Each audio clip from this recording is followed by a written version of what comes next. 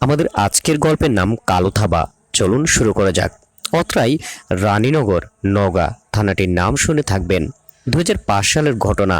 সর্বহারা নামের দলটি প্রতিনিয়ত মানুষ খুন করত।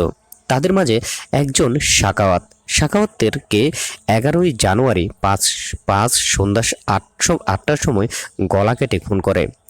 রাত 12টার দিকে তার লাশটি মর্গে পৌঁছে লাশটি ফেরত আনার জন্য গাড়ি খোঁজার জন্য বাহির হলে গাড়ি মেলানো একসময় অসম্ভব হয়ে পড়ে। অবশেষে একজন ডোম বলেন আনিস রহমান একটি লোককে বলে চেষ্টা করতে। আনিসকে যখন পাওয়া গেল সময় রাত 12টা 30 বা কিছু কম বা বেশি। এখানে বলা দরকার আনিস রহমানের বয়স 50। সে ভুটভুটি চালক, আর সে শুধু এই ধরনের লাশকে বহন করত এবং মোটা অঙ্কের টাকা নিত। কিন্তু সাকাওয়াতকে বহন করে তার জীবনে অভিশপ্ত অধ্যায় হবে তা আনিস রহমানের জানা ছিল না। আনিস রহমানকে সাকাওয়াতের লাশটি উঠিয়ে দেওয়া হলো তালায় বাঁশের তৈরি বিছানা দিয়ে মুড়ে দিয়ে। গাড়িটি যখন ছাড়ার জন্য আনিস রহমানকে বলা হলো, রাত তখন প্রায় 2টা। ইঞ্জিনটি যখন চালু করতে গেল অনেক টাইট হয়ে আছে ইঞ্জিনের চাকা। আনিস তো চালু করতেই পারলেন না। যারা লাশটি নিতে এসেছিলেন তাদের মধ্যে 2-3 জনও পারলেন না।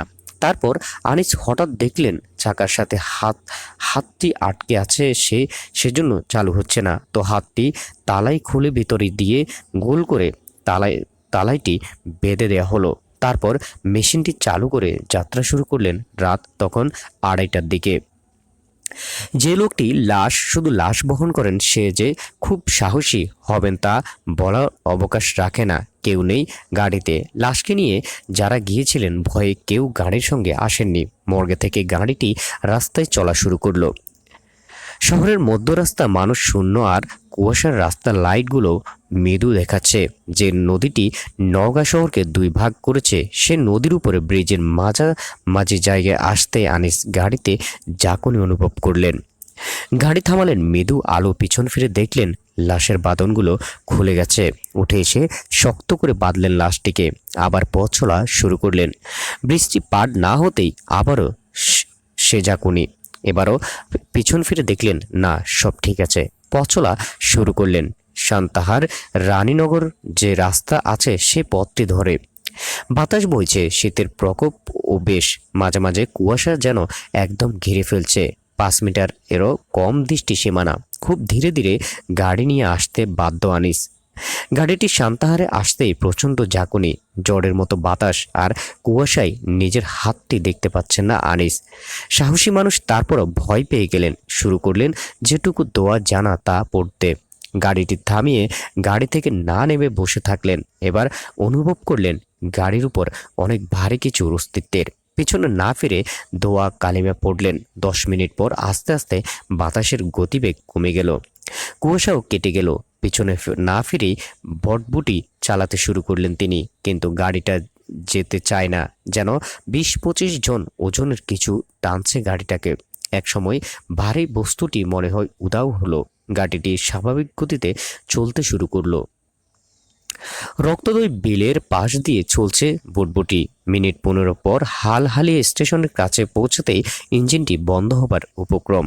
কি হলো দেখার জন্য ইঞ্জিনের দিকে তাকিয়ে দেখলেন এই হাতটি ইঞ্জিনের চাকার ওই জায়গায় আটকে আছে। আনিস এত ভয় পেল যে শীতেও তার সমস্ত শরীর ঘেমে উঠল। তার হাত পা থরথর করে কাঁপছে। ভয়ে নিঃশ্বাস বন্ধ হবার উপক্রম। মনে সাহস নেবার চেষ্টা করছে। মনে মনে ভাবে অনেক লাশ তো এই গাড়ি করে নিয়েছি, তাহলে ভয় কি। সাহস করে যখন পিছনে ফিরল দেখলো একটি আলো অথচ কালছে। বিলের মধ্যে চলে গেল। যখন আলোটি যাচ্ছিল তখন পানিতে শব্দ হচ্ছিল, স্পষ্ট শুনতে পেল আনিস। তারপর লাশের দিকে চোখ যেতেই আবারও আটকে গেল আনিস। 3টা বাঁধনই খোলা, আর বুকের মাঝে রক্তে ভেজা। কিন্তু এই রক্ত একেবারে তাজা। 5-7 না ভেবে শুধু এইটুকু ভাবলো এখানে থাকলে মৃত্যু তার হবেই। দৌড় দিয়ে যাবার রাস্তাও নেই।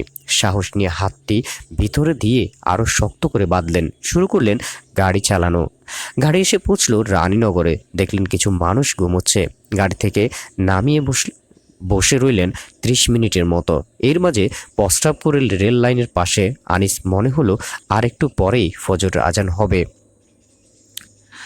তাই আবারও ভটভটি চালু করে যাত্রা শুরু করলেন। রানীনগরের পর ব্রিটিশ আমলের করা একটি ব্রিজ হাতিসুবার ব্রিজ নামে পরিচিত।